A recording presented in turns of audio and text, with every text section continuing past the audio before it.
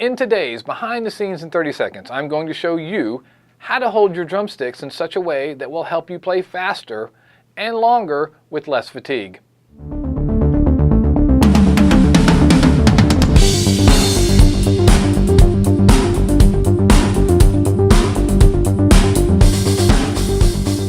Today I'm going to tell you about a way to think about holding the drumstick that will help you play faster for longer periods of time with less fatigue. And it's called the baby bird. Now, many of you have heard of this, and some of you don't have any idea what I'm talking about. This is a visualization or an analogy, if you will, of a way to think about holding the drumsticks. Because if you're holding a baby bird, you would want to hold it tightly enough that you didn't drop it, but loosely enough that you didn't harm it.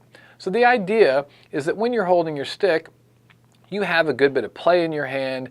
It's not over gripping. You never want to see your knuckles turning white or red as you're playing. And this simple concept will really help you. Think about it the next time you're doing something that you're already pretty comfortable with, like maybe a slow single stroke roll or a simple beat. Really watch your hands and see if they both look the same and if you've got this relaxed grip as you're playing. This video is just meant to be a starting point about stick grip. But if you can find a good teacher in your area, and also an excellent book I'll recommend is Bill Bachman's Stick Technique. It covers all of the stick grips in great detail, and it's really worth getting.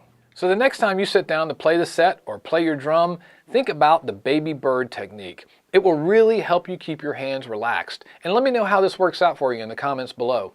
Also, please hit the subscribe button because I'm going to be releasing a new video every week with tips and tricks and things to make playing the drums easier, faster, and more fun.